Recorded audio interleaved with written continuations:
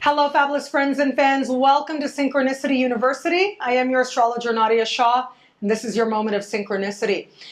We have this lesson right now on Saturn. Saturn in the sign of Pisces, or Saturn in the 12th house in the natal chart, or Saturn transiting through the 12th house of the natal chart. Pisces and the 12th house have a natural connection in modern Western astrology. However, they're not mutually exclusive. They're not exactly the same thing.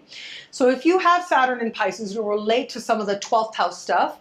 But I would encourage you to watch the video that has to do with where Saturn is in your chart by house to get a more complete picture, to synthesize that information, to help you understand your Saturn that much better. So Pisces is the sign of inspiration, okay? It's the sign of hope. It's a sign of miracles. Saturn is like the opposite of all that, right? Saturn is structure. Saturn is what's real, what's tangible, what's been proven.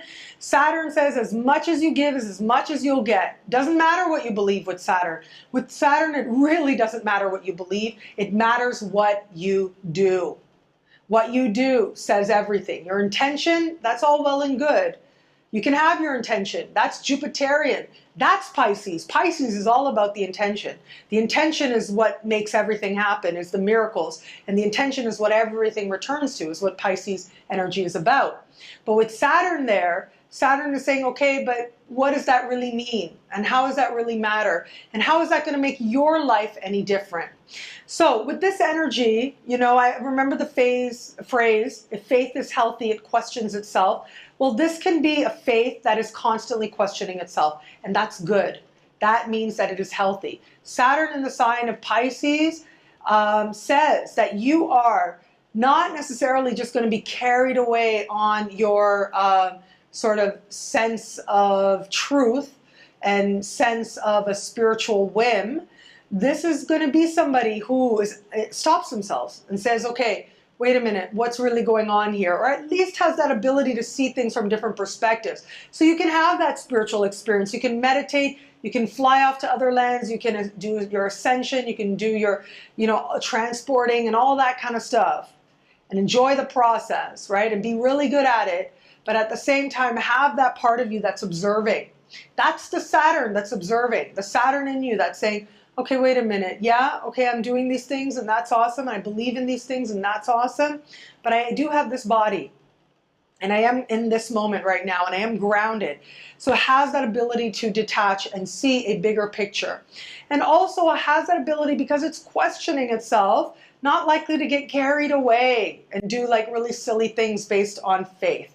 Now, sometimes, yes, in early life, that can happen, okay? I gotta say, in the early part of life, when you've got Saturn in the sign of Pisces, in the early part of life, it can be that the desire to believe is just so strong that you don't want to acknowledge the reality. And especially considering what aspects might be happening by transit or in the natal chart can indicate how that comes about or how you feel about that coming about.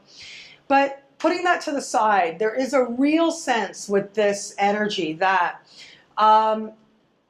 as much as getting carried away is something that might be attractive at times, not only will the universe not really support that, your Saturn is not really going to support that, but ultimately the higher understanding of this is that you've got to find a way to take your inspiration and your desire to experience miracles and manifest it, right? And the way that you're going to do that is to follow that inspiration with action. And you can have your miracles, that's great, but the real miracle is living in the moment and being diligent to a process and seeing it through to completion. That's what Saturn asks us to do. Now, when Saturn is in the sign of Pisces, I gotta say Pisces is the sign of sleep, okay? And this can indicate sometimes some problems or issues around sleeping. Sometimes this can also indicate just dreams that can be either, depending on how that Saturn is aspected, you'll go through different periods where your dreams will be especially vivid, especially telling, maybe especially tough, maybe especially releasing. But the dream space becomes the space where a lot of stuff comes to the surface in regards to where it is that you might feel limited or held back, where it is that you might feel that there's a restriction or a burden on you as well, which is all very Saturnian as well. But Saturn moving through the sign of Pisces also, you know, ultimately Pisces is about communion. It's about moving beyond, whereas like in the sign of Aquarius, it's about humanity, right? Social causes. It moves beyond that. It's about compassion and connection with everyone. And these are people who can take that endeavor really seriously, but still hold on to a measure of themselves as well. Now, Saturn in the 12th house can, as I talked about with Saturn in Pisces, sleep issues. This is a part of sleep. This is where sort of the part of the sky that we talk about as the place at endings. This is where things end. And so this can be an area of life where, and in sleep, a lot of stuff gets sort of worked out and disperses in sleep. But more than that, I gotta say, Saturn in the 12th house does speak to, you know, like a restlessness is what I found with this energy. So yeah, like on the surface, you'd think that, okay, Saturn in the 12th house means, you know, lots of structure and restructuring is taking place, or maybe difficulty sleeping happen. That can happen as well.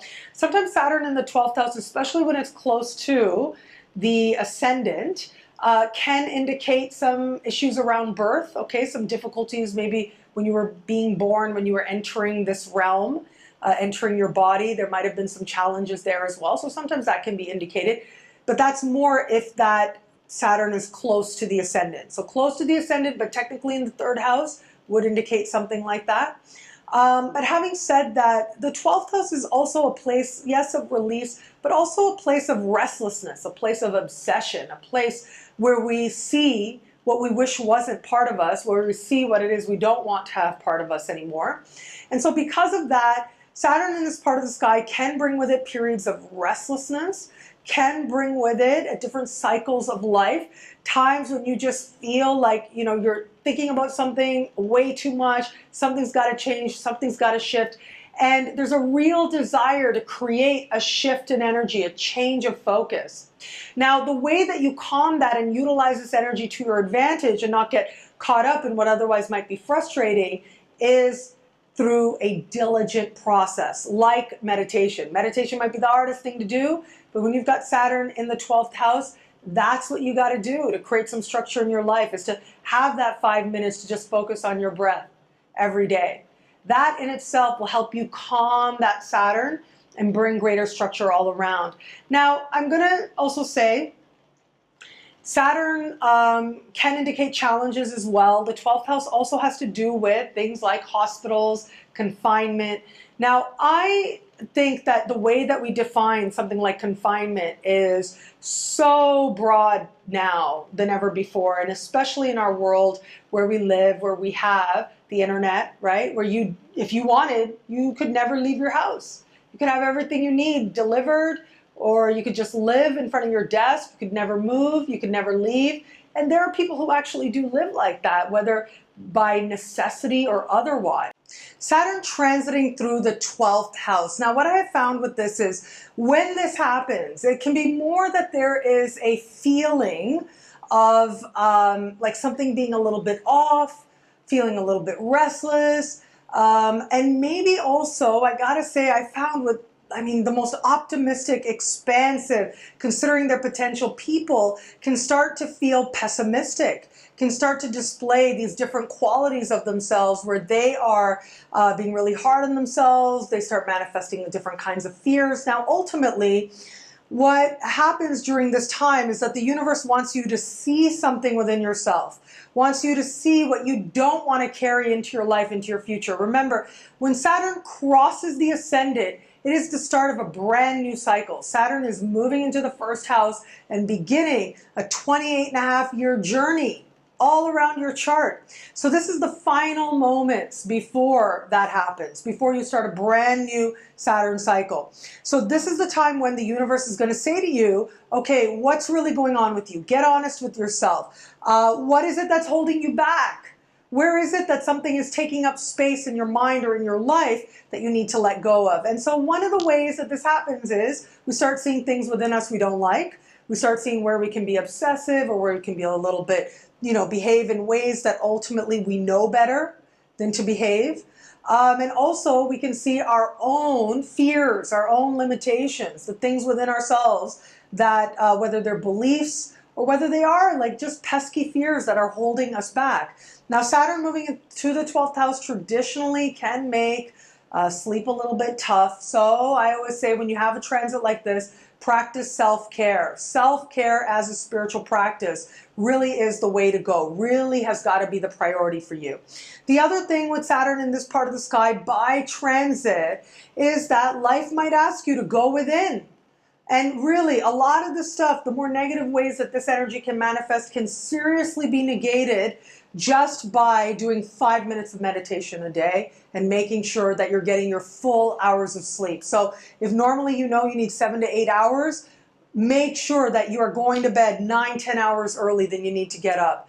Give yourself that space, give yourself that time, and you will find the more difficult ways that this energy can manifest are negated significantly.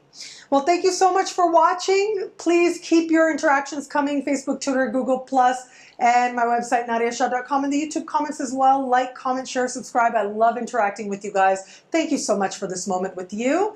Until we connect again, take care.